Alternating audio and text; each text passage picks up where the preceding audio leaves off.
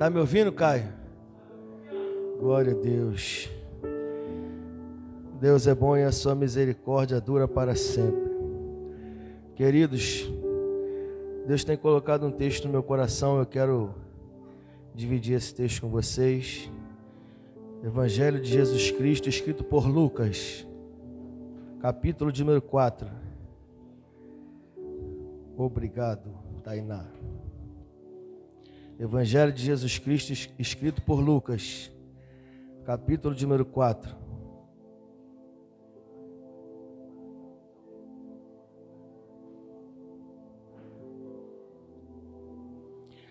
Capítulo 4, do verso de número 1, nós vamos ler até o verso de número 8. Amém?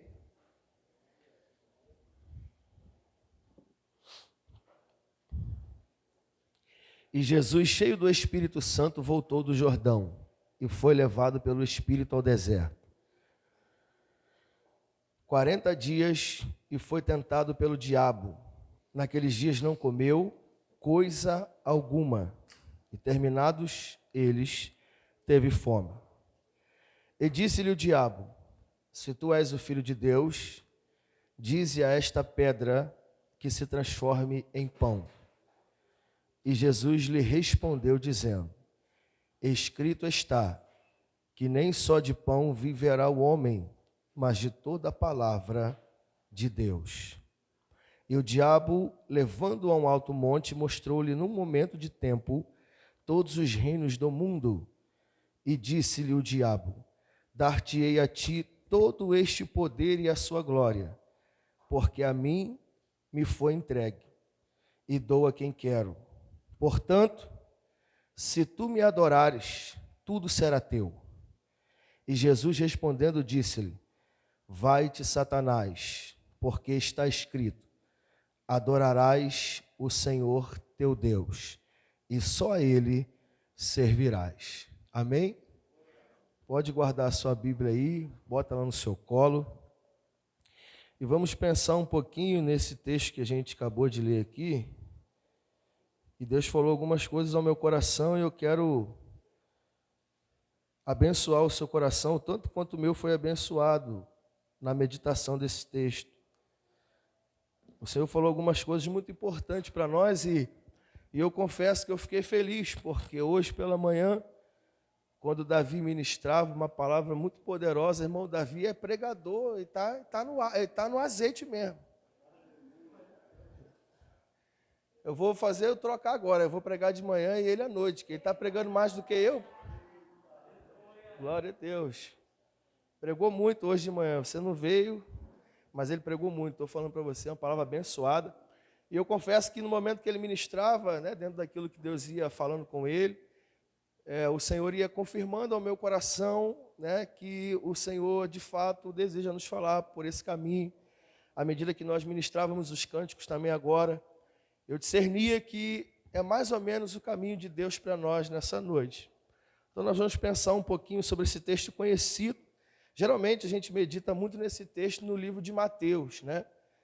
Como nós sabemos, os evangelhos de Mateus, Marcos e João, de Lucas, melhor dizendo, João não, são chamados de sinópticos, porque eles de fato relatam as mesmas histórias, ou pelo menos a maioria das histórias se repetem nesses três evangelhos.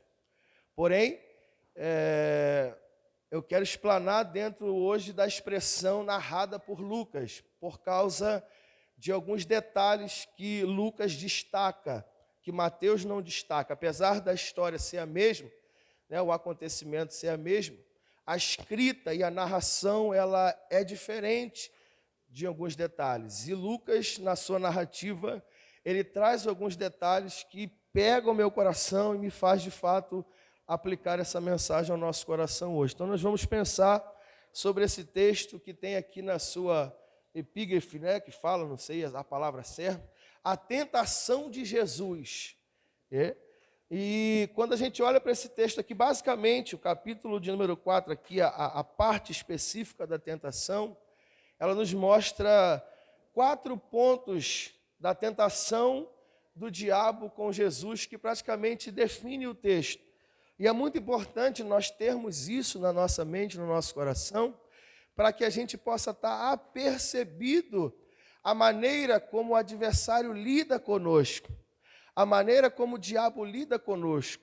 Pois eu sei que nem todos aqui, são envolvidos à área da oração, mas puxando para a área da intercessão. Mas aqueles que gostam da intercessão, da oração, e que buscam aprofundar-se um pouco mais sobre esse assunto, para viver isso em essência na sua vida, vai descobrir que um dos caminhos principais para quem de fato deseja viver esse chamado intercessório na sua vida é conhecer o adversário da sua alma, conhecer aquele que luta contra você, conhecer aquele que te assola, que te oprime, Muitos são os livros baseados na área da intercessão que nos dão tamanhas diretrizes e direções, nos ensinando a conhecer o nosso adversário, as suas artimanhas e as suas estratégias, as suas ciladas. E aqui, quando nós olhamos para esse texto nos mostra muitas das ações desse adversário, mostra artimanhas desse adversário, e mostra aqui, basicamente, no texto que lemos, mostra 4 pontos, 4 alvos do seu ataque, 4 pontos do seu investimento, da sua tentação. E assim, dentro da leitura que fizemos, a gente vai ver quando ele diz para Jesus, quando ele chega para o tentar, dizendo assim, olha, se tu és filho de Deus, se você quiser, anote. Então, quando essa expressão aparece no texto, os irmãos há de lembrar que, de fato, o capítulo 4, especificamente, antecede o capítulo 3, que é a narrativa do batismo de Jesus. Antes de Jesus ser cheio do Espírito Santo e ir ao deserto, ele foi batizado por João no Rio Jordão, o texto narrou isso. E lá no Jordão, os irmãos se lembram que no momento do batismo de Jesus, o céu se abriu, a pomba do Espírito Santo desceu, e uma voz no céu disse, esse é o meu filho amado, em quem eu me comprazo. Pois bem, quando isso é soprado no mundo espiritual e também é ouvido no mundo físico, o diabo também ouve essa expressão. E uma vez sabendo que o próprio Deus afirmou a paternidade e a filiação de Cristo, quando ele vai o tentar, o que ele quer colocar em queixa? Exatamente a certeza de quem você é. Então ele chega diante de Jesus dizendo, se tu és filho, perceba que a expressão narrada no texto deseja levar para quem está ouvindo uma ação de dúvida. E muitas das vezes você há de convir que o adversário faz isso conosco, sim ou não? Quantas das vezes você mesmo há de convir que você duvida da sua filiação? Você duvida do seu chamado, você duvida da sua vocação, você duvida de quem você é em Deus, você duvida do que você pode fazer em Deus. Quantas das vezes o adversário está atacando a sua vida, colocando uma dúvida na sua cabeça a respeito de quem você é em Deus. E isso aqui é uma armadilha muito grande. Por quê? Porque quando você toma conhecimento de quem você é, o mundo espiritual perde as forças contra você, porque o diabo não te vence porque ele é poderoso, o diabo te vence porque você não sabe quem você é em Deus. Quem está entendendo o que eu estou falando, gente? Porque, pastor, a Bíblia diz isso, a Bíblia diz que maior é aquele que habita em nós, a Bíblia está afirmando isso. Então o diabo não me vence porque ele é poderoso e eu sou fraco, o diabo me vence porque eu não consigo entender quem eu sou nele. E ele sabe que ele não tem esse poder para me vencer. Então o que ele faz? Ele tenta destituir a ideia de quem eu sou em Deus. Porque uma vez que ele faz isso, ele me enfraquece e assim ele consegue triunfar sobre a minha vida. Então perceba como esse alvo é muito expressivo no texto. E disse-lhe, se tu és, ou seja, ele tinha acabado de ouvir o pai dizer que ele é filho, mas ele tenta entrar na mente de Jesus e dizer, eu vou colocar uma dúvida, será que tu és filho mesmo? Ele começa a colocar lacunas, será que você é mesmo? Será que você tem mesmo? Será que você é capaz mesmo? Será que você pode mais? E quantos de nós, diante de tanto tempo de caminhada, não seja hipócrita e assuma isso, porque Deus não tem problema com a nossa verdade, Ele tem problema com o nosso fingimento. Fala a verdade e Deus vai curar a tua vida. Quantos de nós, querido, até o dia de hoje, depois de tanto tempo na presença de Deus, ainda estamos duvidosos de quem somos e do que podemos viver e fazer nele? Quantas mentes ainda duvidosas? Quantos de nós ainda estamos cheios de medo de viver o que Deus tem para nós? Incertezas, muitas delas. Então esse é o primeiro alvo do texto. O primeiro alvo de ataque do adversário, a primeira tentação é colocar dúvidas de quem você é nele. A hora que você duvida, você já era. Saul perdeu o trono por quê, gente? Saul perdeu o trono porque ele duvidou de quem Deus era. A dúvida é um dos maiores pecados que existe na nossa vida. É um dos maiores pecados. Quando nós duvidamos, nós perdemos toda a força que temos em Deus. Toda a força. E é isso que muitas das vezes Ele tenta fazer conosco. Depressão, problemas psicossomáticos, tudo isso é mediante a dúvida. Está na Bíblia aqui, irmãos. O que mais tem aqui no texto sagrado é isso. A Bíblia diz que você é filho. A Bíblia diz que você é precioso. A Bíblia diz que você é a menina dos olhos de Deus. A Bíblia diz que você é joia rara. A Bíblia te chama de tudo quanto é nome bonito. O que mais tem na Bíblia para você é elogio, mas como que você se sente? Um nada. Você se sente um ninguém. Você se sente um lixo. Você se sente o resto. Você se sente o chinelo que alguém pisa. Mas a Bíblia diz um monte de coisa linda sobre você. Mas você sente e pensa um monte de coisa ruim sobre você. Por quê? Porque é esse lugar que o diabo quer te colocar. Ele quer fazer você enxergar que você não pode. Ele quer fazer você enxergar que você não é ninguém. Ele quer fazer você enxergar que você não tem autoridade. Porque aí ele te mobiliza e trabalha na sua vida anulando tudo aquilo que você vive em Deus. Ou pelo menos deveria viver. Então, a gente precisa entender que essa é uma estratégia maligna. Quer ver um exemplo disso? Hoje mesmo. Hoje é dia de ceia. E ainda tem, nos dias de hoje, pessoas no nosso meio que, eu não sou digno para ceiar, não. Aí o diabo gosta. Ele entrou na sua mente, colocou indignidade em você. Aí diz, não, você não pode ceiar. Ué, não? Mas por que não, gente? Eu não ceio na minha dignidade, eu ceio na graça dele. Eu não ceio por aquilo que eu sou, mas sim pelo que ele fez.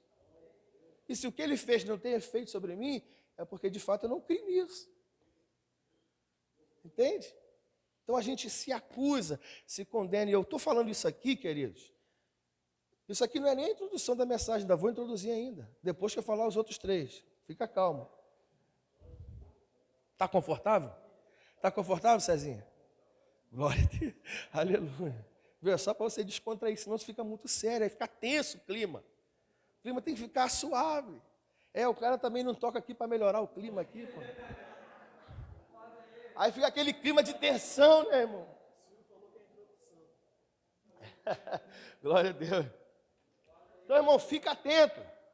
Fica atento que o adversário da sua alma faz isso. Ele quer entrar na sua mente e quer destituir aquilo que Deus falou ao seu respeito. Segundo, ele chega para tentar, ele diz assim, Jesus está com fome, ele sabe disso. E quando deu fome, ele se aproximou. Aí ele diz assim, ó, tá vendo essas pedras aí? Pega essas pedras e transforma em pão. E come. E sacia a sua fome. Segundo nível de tentação, segundo alvo de tentação, sabe qual é? Roubar a nossa dependência.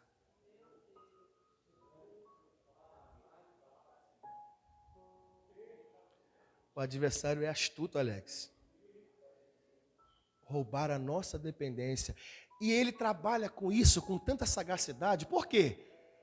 Porque em contrapartida, eu estou dizendo, olha o primeiro ponto, olha como parece contraditório, mas você é muito inteligente, você vai pegar. Olha como parece contraditório. Se o primeiro ponto é não permitir que ele destitua o que Deus disse sobre mim, eu sou filho.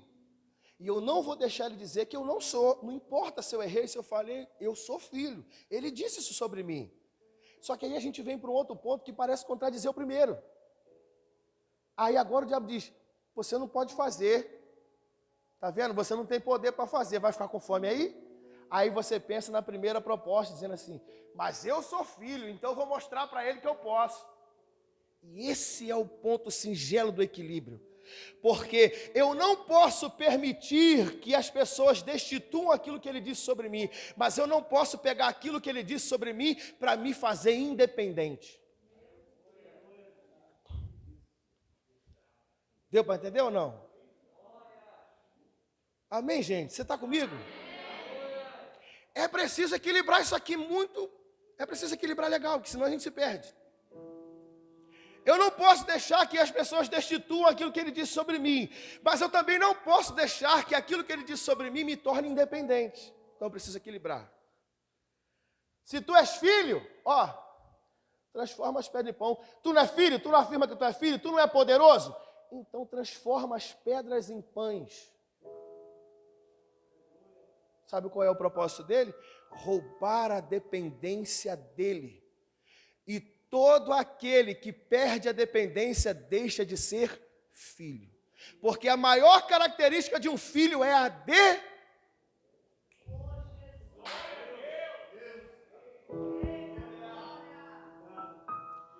Desde o início ele quer roubar a tua filiação. Primeiro aqui, e agora na sua dependência. Porque ele sabe que quando você para de depender, você já perdeu esse poder de ser filho de Deus. E aí é que está o negócio, gente.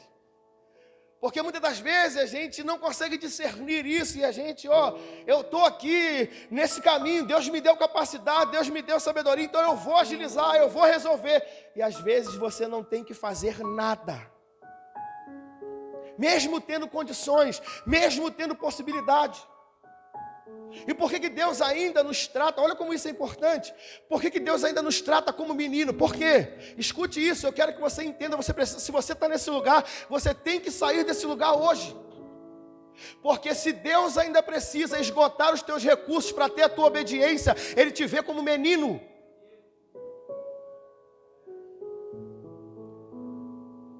Se Deus precisa esgotar as nossas possibilidades para ter a nossa submissão, nós ainda somos meninos. O que é maturidade? Maturidade é se ver num lugar como esse, se ver em necessidade, saber que tem condição de resolver, mas entender que a dependência é um fator da exaltação a Deus. Isso é maturidade. É olhar a situação e dizer, eu posso resolver, eu posso sanar, eu posso dar solução, eu posso dar saída, mas eu decido depender dEle.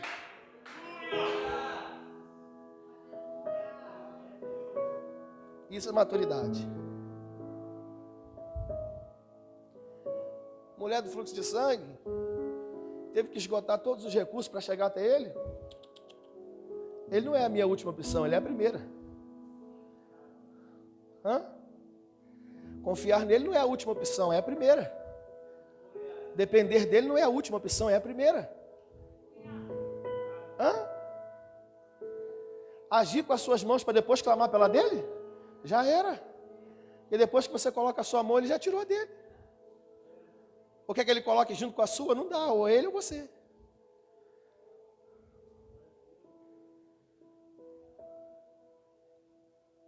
Quando a Bíblia fala que os discípulos seguiam Jesus, olha que interessante. Quando a Bíblia fala que os discípulos seguiam Jesus, você sabe qual é a ideia do texto?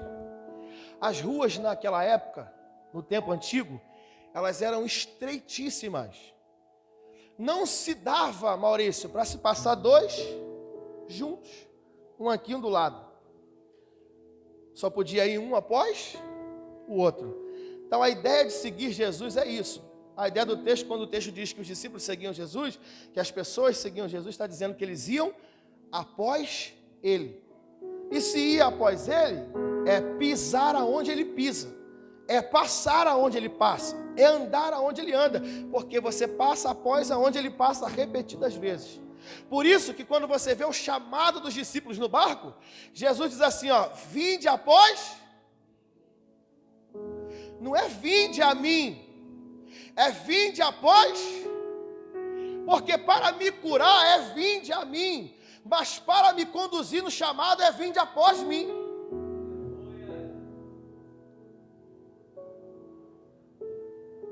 Nunca do lado e nem na frente, sempre após. Porque quando eu caminho sempre após, o que eu estou dizendo para ele? Eu dependo de você para ir na minha frente. Terceiro alvo das ações de Satanás. Escute isso. Primeiro, destituir o que Deus falou a seu respeito. Segundo, roubar a sua dependência. Terceiro, te seduzir com grandeza. Eu estou te falando isso porque você lida com essas seduções e tentações o tempo todo. E eu quero que você se ligue nisso. Para saber aquele que te ciranda, aquele que te rodeia, aquele que está ao teu redor. Te tirar do alvo. Terceiro alvo da tentação do diabo, seduzir com grandeza. Está no texto. Levou ele até um alto monte e disse o que é para ele?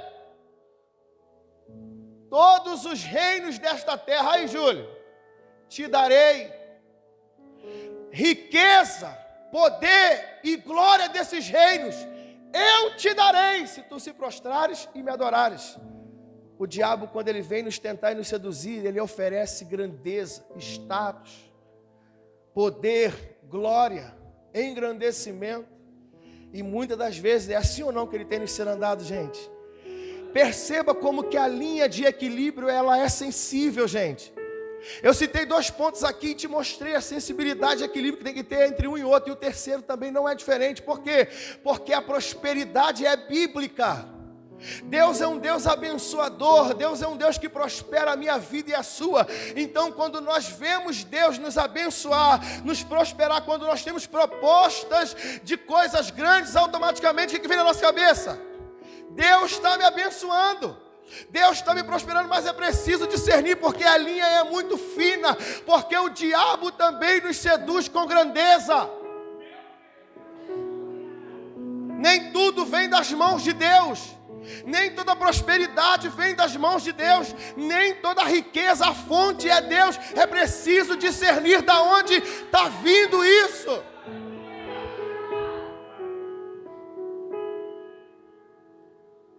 Quarto alvo, para mim entrar aqui no texto. Quarto e último alvo da tentação do diabo. E isso a gente também está vendo muito nos nossos dias. Distorcer a palavra de Deus no seu entendimento. Distorcer a palavra de Deus no seu entendimento. Pegou ele e levou a um alto lugar no templo de Jerusalém, não sei agora, não li aqui.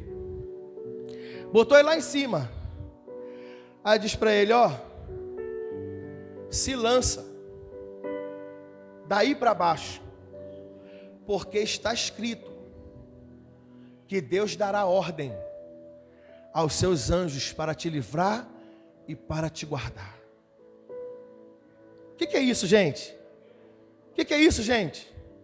Isso é distorção da verdade bíblica. Ele usa o texto, ele usa a escritura, ele usa a expressão de maneira distorcida na sua interpretação. O diabo nos ataca e nos tenta, levando o nosso entendimento a distorcer a verdade da palavra de Deus. Lança-te daí para fora. Aí Jesus com a palavra vai dizer para ele, mas está escrito, não tentarás o Senhor teu Deus. Agora, eu preciso te dizer isso. Eu preciso dizer isso.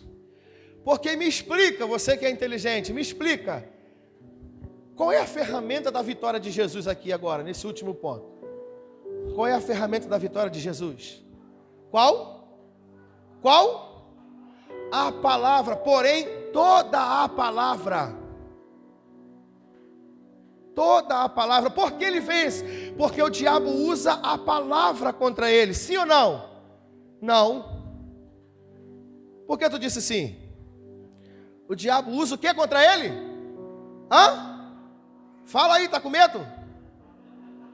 O diabo não usa a palavra, o diabo usa um texto. O diabo usa um versículo. Jesus usa a palavra. O diabo usa um texto, o diabo usa um versículo, Jesus usa a palavra, porque o que é ter a palavra? É ter a palavra toda no seu coração, é ter a palavra inteira no seu coração, não a metade da palavra, não parte da palavra. O diabo usa parte da palavra, Jesus usa toda a palavra. É por isso que ele vence o diabo no deserto, porque ele tem um conhecimento pleno das Escrituras. Por que nós temos caído nessa artimanha? Porque o diabo usa um texto das Escrituras e nós não temos a palavra para debater contra ele. Não é verdade, tá? Aí chega um, chega outro, os falsos profetas. O outro que teve um entendimento assim, o outro que entendeu assado, aí chega para você e diz: ó, não aqui, irmão, está na palavra. Ele só te mostrou um texto, querido. Ele te mostrou um versículo e te convenceu.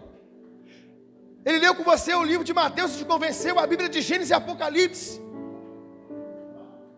As pessoas que têm distorcido as Escrituras são pessoas que têm apresentado para nós apenas versículos e textos. Eu quero o conteúdo inteiro das Escrituras. Vamos no conteúdo inteiro e vamos ver se chegamos a esse lugar. Porque a Bíblia não é um texto, não é um versículo, querido, não é um livro. A Bíblia é inteira. Eu só posso chegar à conclusão de determinado assunto quando eu analiso ela inteira. Por que o que está na boca do diabo não é verdade? Porque não é inteiro. E tudo que não é inteiro não é verdade. Se a base está só num texto, está só num versículo, não pode ser verdade. A base da minha verdade tem que estar totalmente inteira nela. De Gênesis e Apocalipse eu tenho que encontrar essa verdade.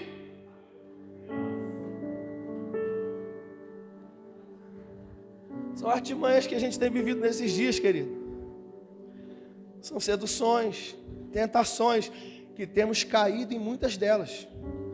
O que mais temos hoje são pessoas que não querem mais saber de igreja. Crente em casa, sim ou não, gente? Tem muita gente. Eu vou ser crente em casa, que não precisa mais ir para a igreja. Outros dizem que o diabo mais não existe. Não existe o diabo já foi aniquilado. Outros dizem tantas coisas. São tantos argumentos, são tantas histórias que você vai olhar, irmão, onde está isso? Ah, está nesse texto aqui, e o resto, e o conteúdo completo. Não é só aqui, mas aqui só não dá. É por isso que ele vence. Porque ele tem o conteúdo pleno no seu coração. Eu te dou um conselho, leia a palavra inteira. Começa em Gênesis, Êxodo, Número, Deuteronômio, Levítico, Esdras. E vai embora. Reis, Crônicas, Antigo Testamento, Novo Testamento. Leia a Bíblia inteira, queridos. Porque é assim que se lê a Bíblia. Ó, escuta. Às vezes a gente fala assim, né? Às vezes até assim a gente fala isso também. E às vezes acontece com qualquer um. Pô, Senhor, eu preciso de uma palavra. Aí tu mete o dedão assim, o indicador, né? Abriu assim, Deus fala. Às vezes Deus fala, porque Ele sabe a tua necessidade, a tua carência no momento. Eu não estou dizendo que Deus não fala. Isso em determinadas circunstâncias ocorre. Mas para a sua meditação diária não funciona assim com o dedinho indicador não, querido. Meditação diária é tempo, é início, meio e fim, é aquela leitura dinâmica, diária, contínua, até que toda a mensagem, toda a palavra entre na minha cabeça. Porque é só assim que eu vou vencer, queridos. É só assim que eu vou vencer. Então vamos lá, se dá tempo ainda. Posso começar a pregar agora? Só Jesus para me ajudar mesmo.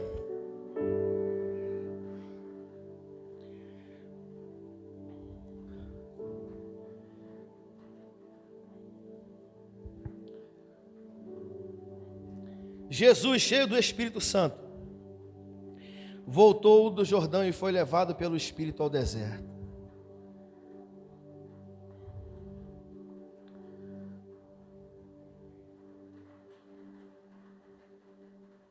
Cheio do Espírito Santo, ele voltou do Jordão e foi conduzido pelo Espírito ao deserto para ser tentado. Primeiro ponto que a gente vai observar, pode escrevendo, vai escrevendo que são muitas informações. O primeiro ponto que a gente vai observar aqui no versículo 1 é que eu sou guiado por aquilo que eu estou cheio. Eu sou guiado por aquilo que eu estou cheio. Eu sou guiado por aquilo que estou cheio. Quem leva ele para o deserto? O Espírito Santo. De quem ele está? Cheio. O texto diz: e Jesus veio cheio do Espírito Santo do Jordão. Ele acabou de ser cheio do Espírito. E esse Espírito que o encheu está o guiando. Porque eu sou guiado por aquilo que estou cheio. Aquilo que estou cheio é o que me guia. E aí eu queria que você começasse a entender. Se eu sou guiado por aquilo com que eu estou cheio, eu tenho que me encher de quê? Do Espírito, gente. Perceba o porquê a minha vida, ela toma tantos caminhos diversos. Porque a minha vida, ela tem tantos lugares para ir. Porque existe tantos destinos diversificados. Porque existe tantos caminhos. Por que eu vou para tantos lugares? Por que eu vivo tantas coisas? Esse sinal é um sinal possível de que eu não estou sendo guiado pela pessoa do Espírito Santo de Deus.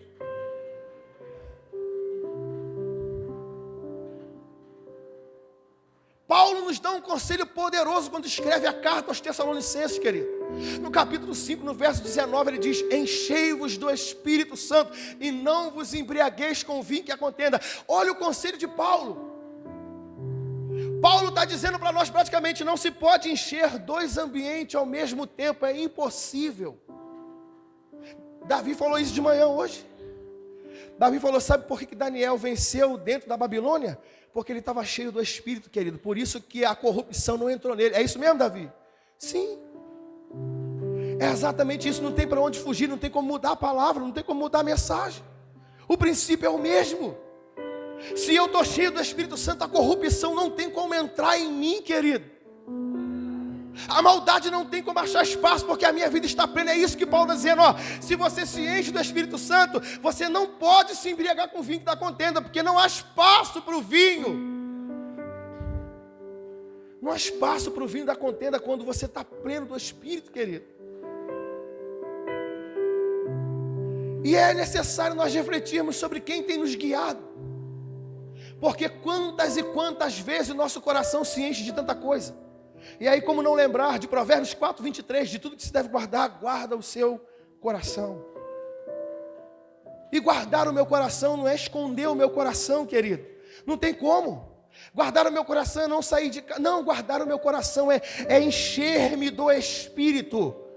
Guardar é se encher. Quando eu me encho, eu estou guardando o meu coração de qualquer outra coisa que possa acessá-lo.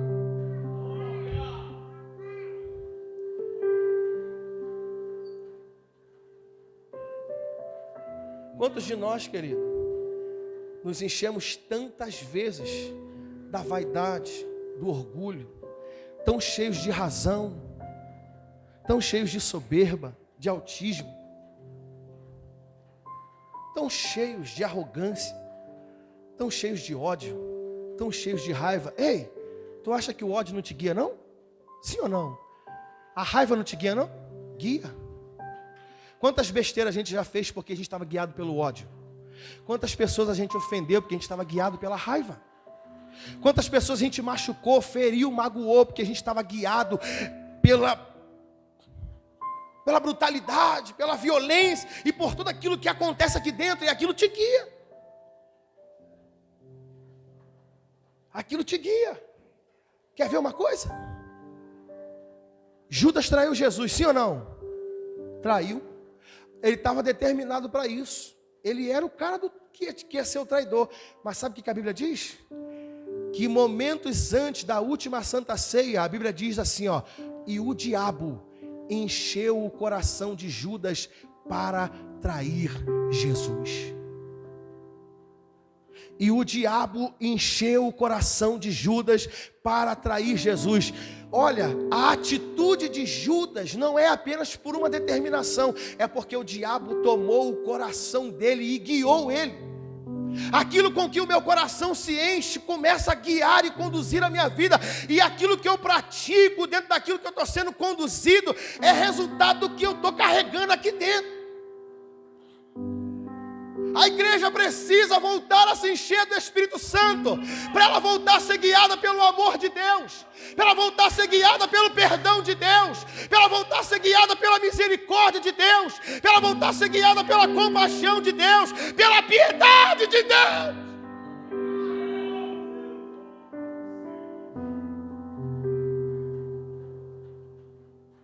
Ofensas, traições uns contra os outros, rejeições, contrariações.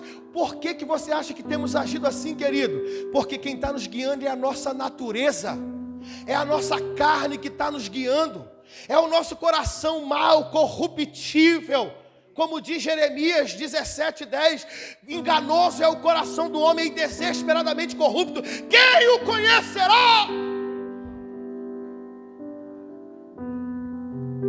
Tudo isso que nós temos visto no mundo e dentro da igreja, essas atitudes absurdas, o desamor, a ausência de comunhão, de fraternidade, de familiaridade, a ausência de cuidado, de paciência, de misericórdia, tudo isso é a ausência do Espírito na nossa vida, queridos. Tudo isso. Nós se chateamos, não queremos mais olhar para a cara do outro, nós nos aborrecemos, não queremos mais falar com o outro. E tantas são as maldades que estão tomando nosso coração e têm guiado as nossas atitudes. É o quê? É aquilo que está nos guiando. O teu coração está tão cheio disso que isso te leva a agir assim, te guia com essa atitude. Agora, quando eu estou cheio do Espírito Santo, sabe como é que o meu coração me guia? Vai lá, pede perdão, vai lá, abraça, vai lá, beija, vai lá, abençoa, vai lá e ora por ele, vai lá, intercede, vai lá e ajuda, vai lá, estende a mão. Isso é alguém que está sendo guiado pelo Espírito. Essas são as atitudes de alguém orientado pelo Espírito de Deus.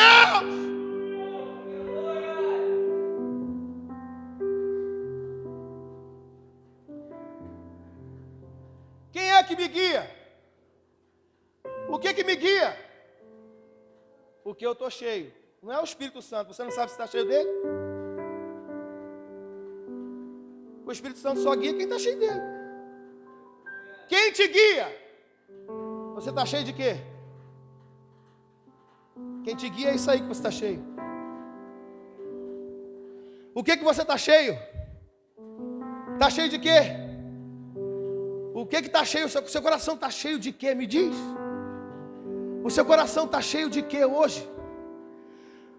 O teu coração está cheio de vontade de abandonar? O teu coração está com vontade de parar? O teu coração está cheio de vontade de desistir? É isso que vai guiar você. Teu coração está cheio de amargura? É isso que vai guiar você. Cólera? É isso que vai guiar você. Não é o Espírito Santo. Porque é daquilo que eu me encho. É isso que me guia. Está no texto, gente. Eu não estou inventando isso. Segundo,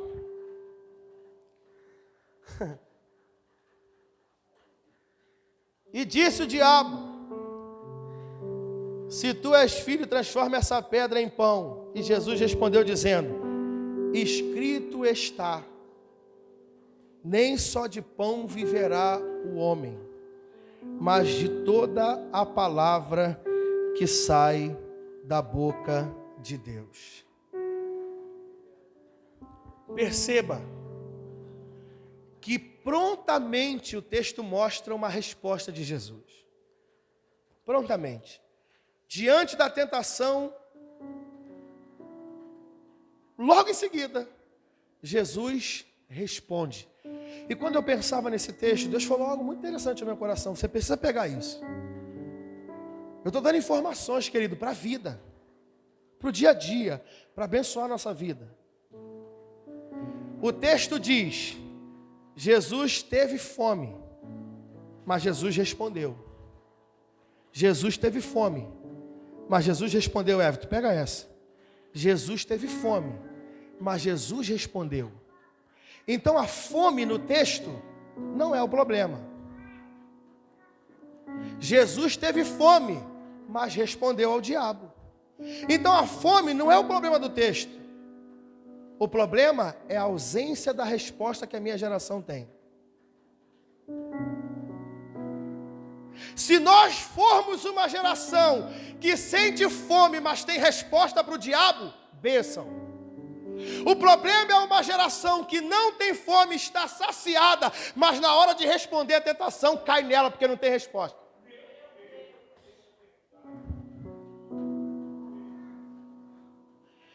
Esse não é o retrato da nossa geração, gente? Sim ou não? Porque eu nunca vi um cristianismo tão fraco como o de hoje. Me desculpa dizer. Sem ofensa, é para curar a tua alma. Eu nunca vi um cristianismo tão fraco no dia de hoje, aonde aqueles que se dizem cristão caem o tempo todo no pecado. Nunca vi. Peca à torta e à direita, na direita e na esquerda, em cada esquina é um pecado. Não tem uma resposta para o diabo. Toda oferenda abraça, come, engole, se deleita nela. Eu quero dizer para você, a geração de Deus, você precisa voltar a ter fome de novo. Quem está entendendo o que eu estou dizendo, gente? Porque a fome aqui é boa, Everton. A fome aqui é bênção, por quê? Porque a fome aqui é resultado de jejum, a fome é resultado de consagração, a fome é resultado de renúncia, a fome é resultado de sacrifício, a fome é resultado de oração, a fome é resultado de intercessão, a fome é resultado de monte, de adoração, de busca. A fome é resultado de busca. Ai, Jesus. O problema é uma geração que não tem mais fome. Porque se ela não tem mais fome, ela não tem mais oração. Se ela não tem mais fome, ela não tem mais renúncia. Se ela não tem mais fome, ela não tem jejum. Se ela não tem fome, ela não tem consagração. Se ela não tem fome, ela não tem monte. Se ela não tem fome, ela não acorda de madrugada. Se ela não tem fome, ela não busca a face de Deus. Ela está saciada com os prazeres do mundo. E ela não tem resposta para o diabo.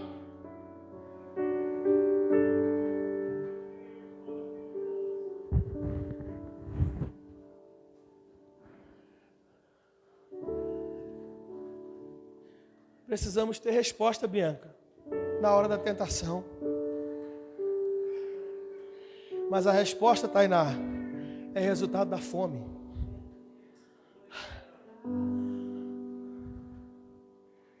É tempo de nós pararmos de saciar a nossa vida com os manjares desse mundo. Eita, Daniel. Vem, Daniel, para essa geração de novo. Vem, Daniel, para essa geração, Daniel. Vem, Daniel, para essa geração que propõe no seu coração não se contaminar com os manjares do rei. Vem, Daniel!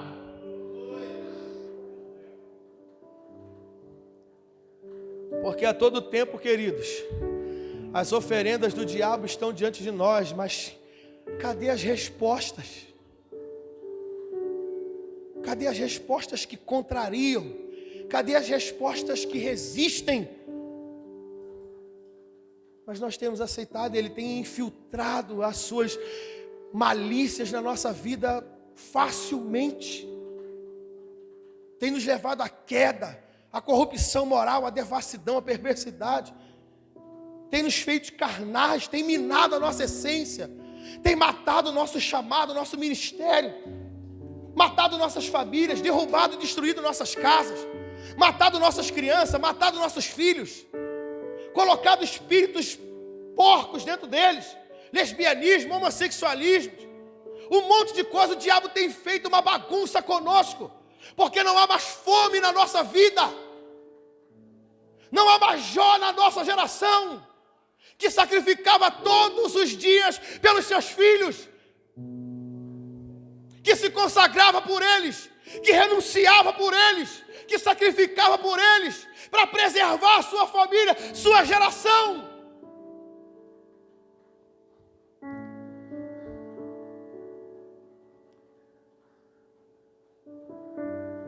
Jesus teve fome, mas teve resposta. É melhor ter fome e ter resposta do que saciado e cair na tentação. É melhor ter fome, mas ter resposta, do que estar saciado e cair na tentação. Porque, queridos, inevitavelmente a hora do vamos ver chega.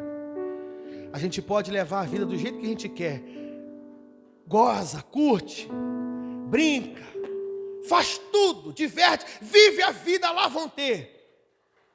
A grande questão é na hora que ele se aproxima de você e te faz a tentação. Aí eu quero ver se tem resistência. Aí eu quero ver se tu consegue renunciar, se tu consegue se manter santo. E é nessa hora que uma vida de oração faz falta. É nessa hora que acordar de manhã faz falta. É nessa hora que levantar de madrugada faz falta. É nessa hora que fazer um jejum faz falta. É nessa hora que subir um monte faz falta. É nesse momento que isso faz falta. Porque enquanto está tudo bem, essa ausência não aparece. Enquanto está tudo bem, vida de oração, nem precisa. Enquanto está tudo bem fazer jejum, não. Enquanto está tudo bem buscar a Deus, não. Para que acordar cedo? Para que buscar a Deus? Para que oração, pastor? Isso aí é radicalismo. Mas o dia mal chega. Quando ele chegar, tu vai ver se a vida de oração não faz falta. Quando ele chegar, tu vai ver se tu não procura fazer um jejum rapidinho. Chora, clama. Vai para onde tem que ir para buscar a face de Deus. Viaja os 4 cantos da terra para ouvir o profeta que está pregando lá da Angola, para trazer uma resposta. Mas vai! É assim, querido. Então a gente precisa acatar o conselho de Paulo e não esperar a Dedéia o dia mal chegar para construir uma vida de consagração. Mas é antes, o conselho dele é antes. Efésios 6:10, tomai toda a armadura de Deus para que possais estar firme no dia mal. Ele não fala para você se revestir no dia mal, ele fala se reveste antes, para que quando o dia mal chegue você esteja firme. Tempo de se revestir é agora, queridos.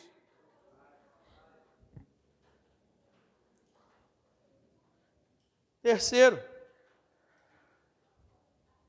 uma pessoa cheia do Espírito Santo se caracteriza pela sua sujeição ao governo de Deus. Sujeição. Não é à toa que ele vence a tentação. Não é à toa que o texto diz que ele teve fome, mas teve resposta.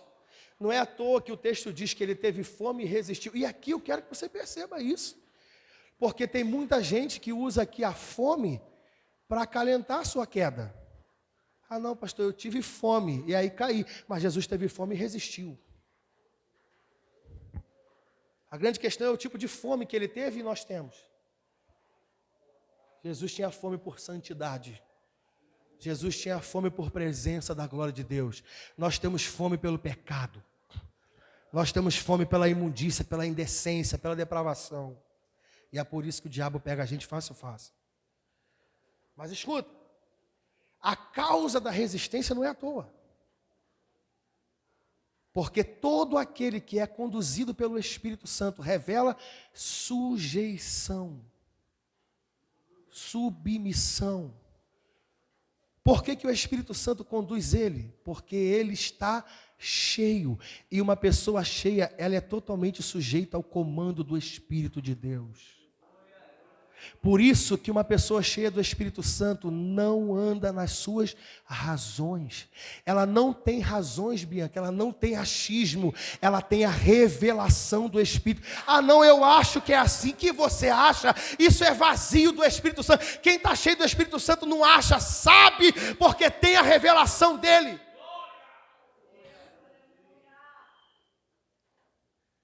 Se ele é sujeito ao Espírito, então ele está dotado de capacidade para resistir. Sim ou não, gente? Sim, por quê? Porque a palavra diz isso. Tiago nos diz o seguinte: resistir ao diabo e ele fugirá de vós. Amém? Amém nada. Resistir ao diabo, ele fugirá de vós? Não. O texto diz: sujeitai-vos a Deus, vírgula, resistir ao diabo e ele fugirá de vós. Por que o texto expressa assim? Porque não tem resistência antes de sujeição. Não tem como resistir ao diabo se eu não for sujeito ao governo de Deus. Se Deus não me governa, eu sou fraco para resistir à tentação. Pega isso.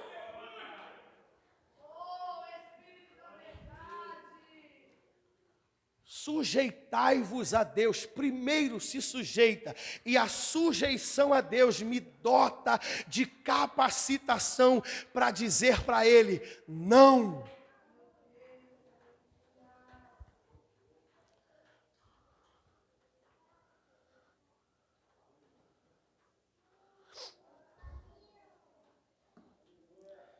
Os irmãos não dão nenhum glória em Davi. Acho que eu estou pregando mal igual tu.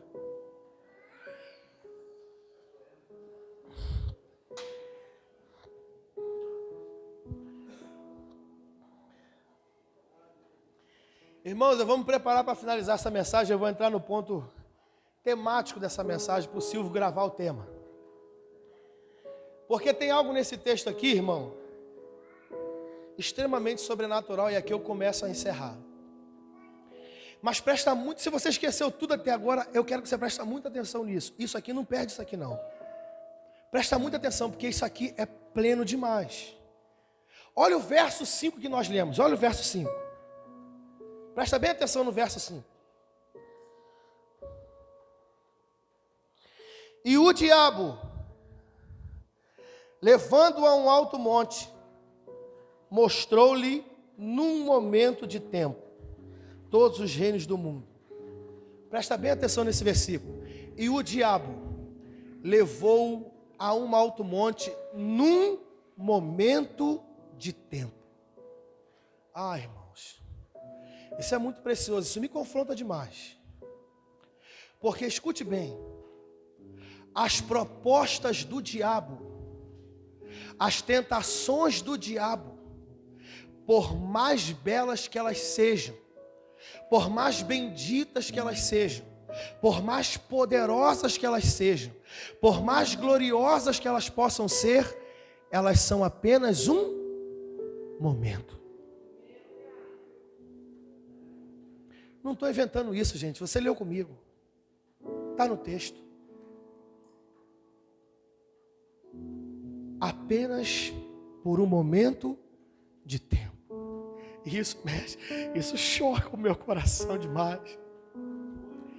Isso aperta o meu coração demais. Porque muitos de nós nesses dias temos vivido por um momento. Por um momento de felicidade, por um momento de gozo, por um momento de prazer, por um momento de alegria, por um momento de satisfação. Porque toda proposta, Caio, do diabo só dura um momento. Elas não têm gozo pleno. Elas não provocam satisfação plena. Elas não trazem saciedade abundante. Elas duram só um momento. Por isso elas têm todo aquele enfeite. Por isso elas têm toda essa ornamentação. Por isso essa proposta tem toda essa beleza, esse vislumbre todo, que você olha aos olhos e fixa os seus olhos e se encanta, porque é muito lindo. Só que por mais belo que seja, é passageiro, dura só um momento. Não troque a eternidade por um momento. Não troque a salvação por um momento. Não troque a presença de Deus por um momento. Não troque a glória de Deus por um momento. Não troque a essência de Deus por um momento. Não troque a unção de Deus por um momento. Não troque a sensibilidade de Deus por um momento. Não troque o quebrantamento de Deus por um momento.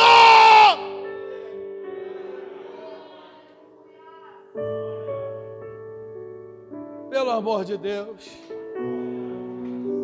Pelo amor de Deus. É só um momento, gente. Mas é muito prazeroso, é muito gostoso, é muito delicioso.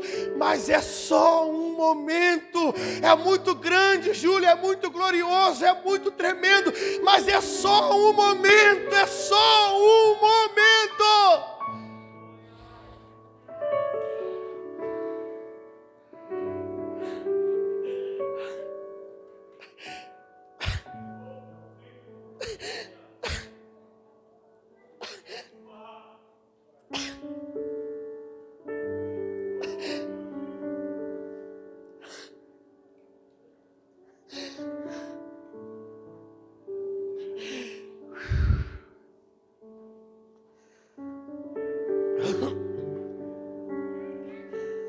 Ai, que eu nascia.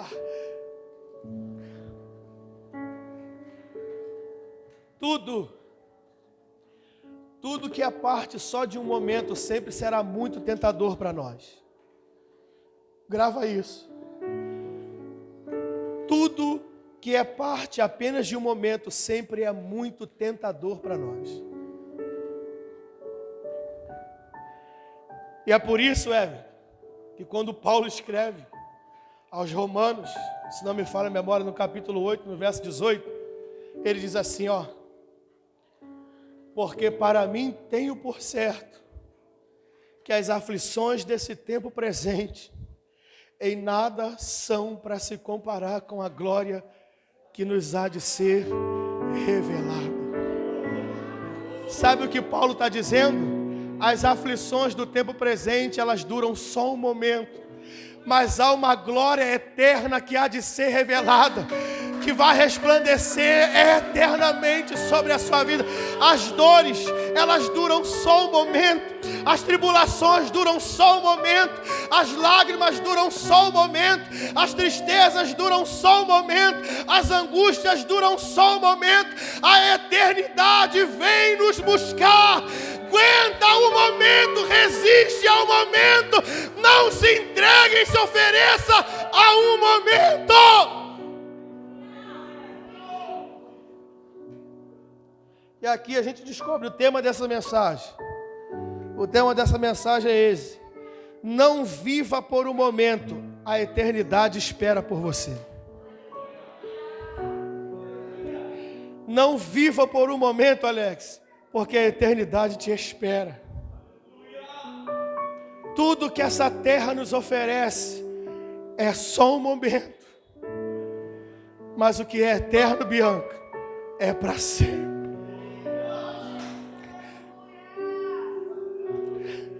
Nós precisamos agarrar isso no nosso coração, porque, gente, eu creio muito que é isso que nos fará subsistir. Se os nossos olhos não focarem no que é eterno, nós nos perderemos certamente. Se nós continuarmos inclinados para o que é terreno, para o que é físico, nós seremos vencidos.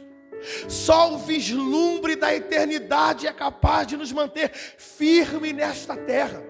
Charles Haddon Spurgeon disse isso com toda clareza: só aqueles que têm os seus olhos na eternidade permanecerão firmes na sua fé.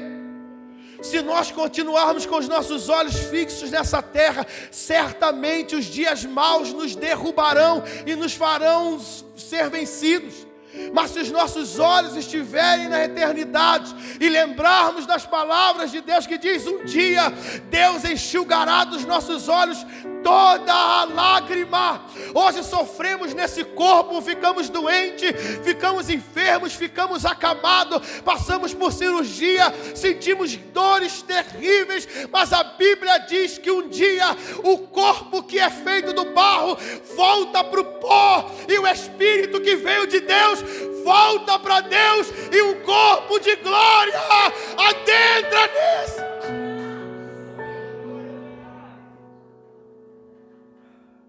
E um dia a gente não sente mais isso.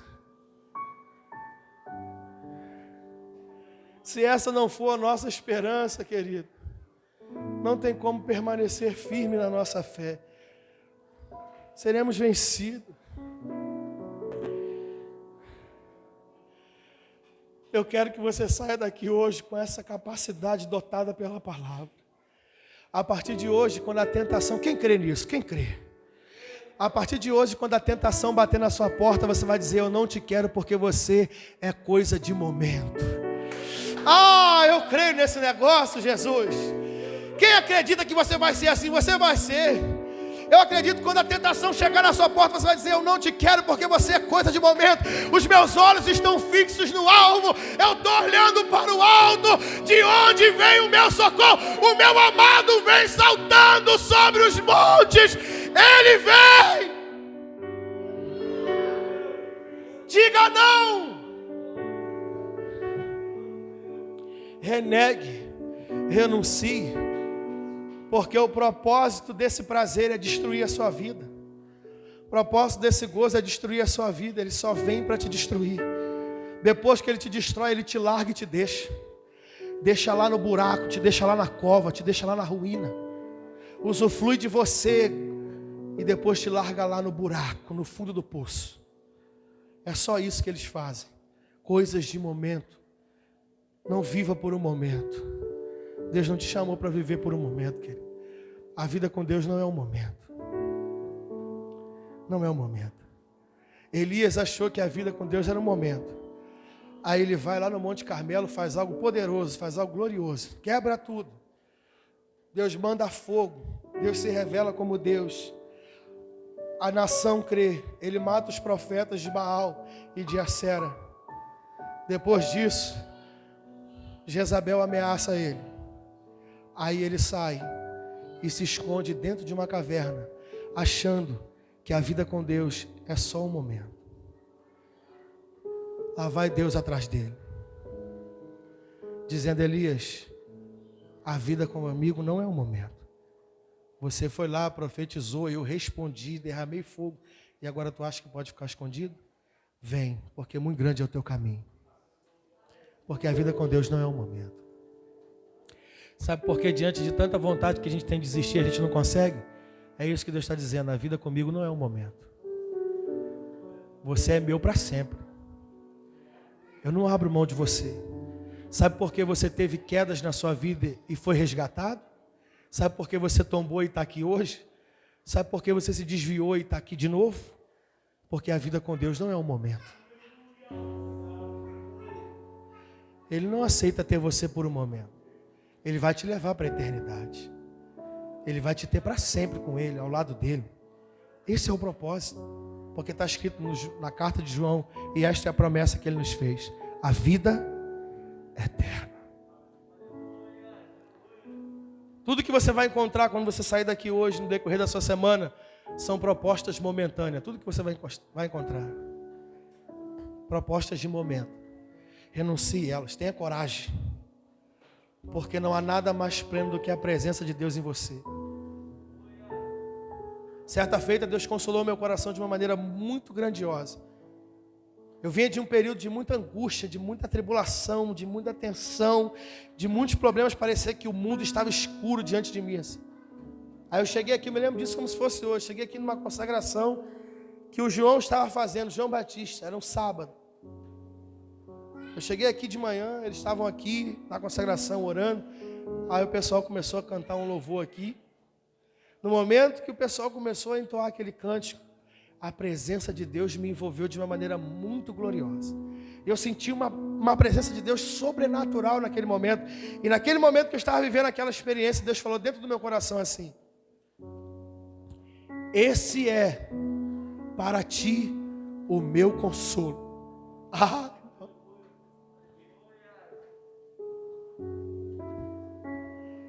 Eu me lembro disso como se fosse hoje, diante dessa luz que me ilumina. Ele disse aquilo no meu coração: esse é para ti o meu consolo. Eu comecei a entender daquele dia em diante que nem sempre Deus vai entrar com provisão nas nossas necessidades. Nem sempre Deus vai resolver nossos problemas, nem sempre Deus vai nos dar livramento. Nem sempre Deus vai nos dar escape, nem sempre Deus vai solucionar nossas causas, nem sempre Deus vai tirar nossas dores, nem sempre Deus vai tirar nossas tristezas, nem sempre Deus vai tirar nossas angústias, nem sempre. Mas sempre Ele nos envolverá com a sua presença. Sempre Ele nos envolverá com a sua presença. E essa sempre será o nosso consolo e o nosso conforto. Sempre será. Talvez te falte a cura, talvez te falte a libertação, talvez te falte muita coisa, mas a presença de Deus é aquela que te conforta, é aquela que te fortalece, é aquela que está contigo a todo tempo. E eu tenho vivido isso até o dia que se chama hoje. Muitas são as orações e petições não respondidas, mas todas as vezes que eu chego aqui nesse lugar, que eu levanto as minhas mãos, Ele aquece o meu coração. Ele abraça a minha alma e envolve a minha vida na sua doce e maravilhosa presença. É assim que Ele nos trata, gente. Não substitua as preciosidades do Senhor por um momento que você tem de prazer, de alegria, de gozo. É só um momento. E a gente fecha aqui entendendo algo muito poderoso.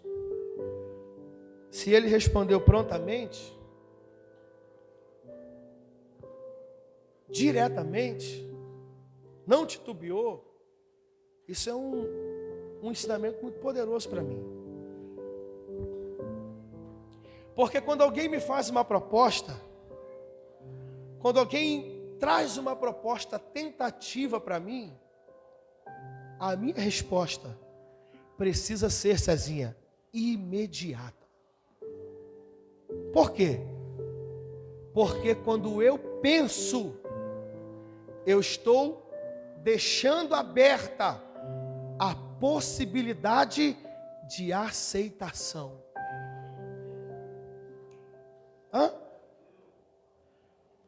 Quando o diabo vem a mim, Júlio, com uma proposta tentativa e eu demoro a responder, ele analisa. Há uma possibilidade dele aceitar.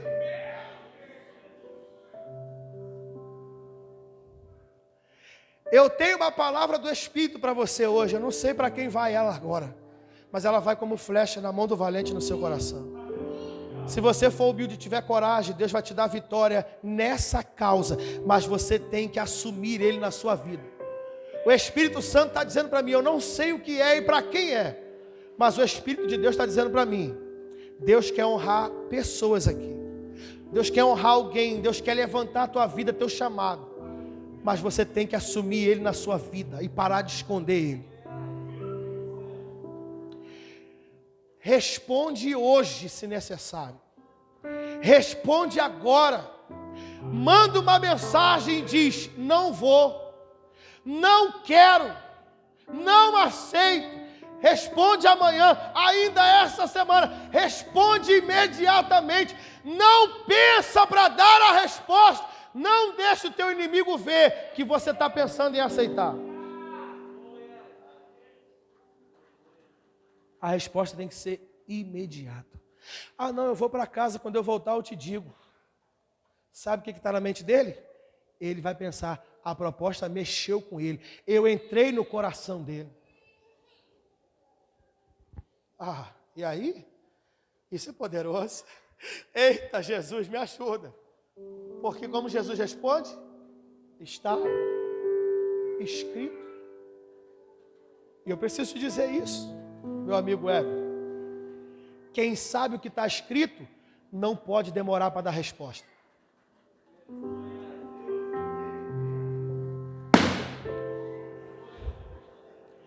Quem sabe o que está escrito, não pode pensar na resposta, não pode.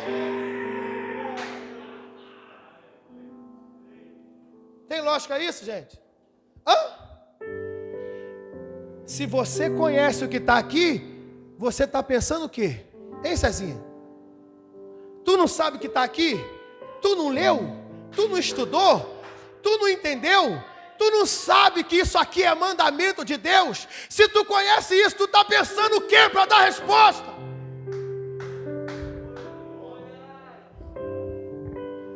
Quem conhece a palavra de Deus não pode pensar na resposta. A resposta tem que ser imediata. Eu volto amanhã e te respondo que volto amanhã. Dá esperança para o teu inimigo?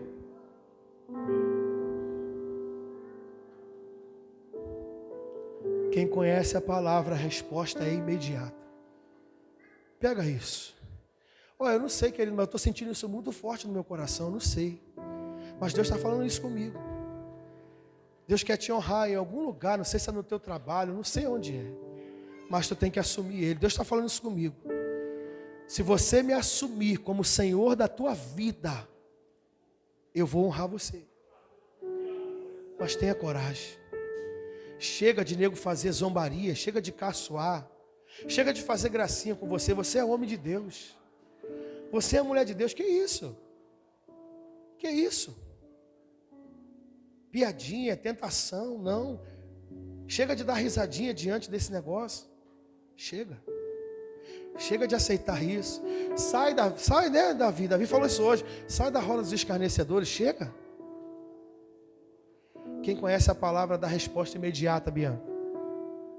Quem conhece a palavra tem que dar uma resposta imediata. Está escrito. Está escrito. Está escrito. Não pode esperar mais para dar resposta.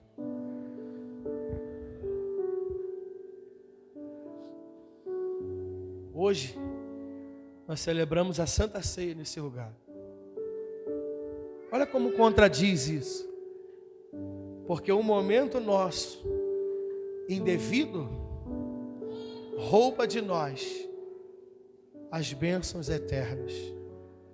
Mas um momento precioso de sacrifício trouxe para nós uma celebração eterna. Isso aqui não é um momento. Isso aqui é o retrato de uma comunhão eterna.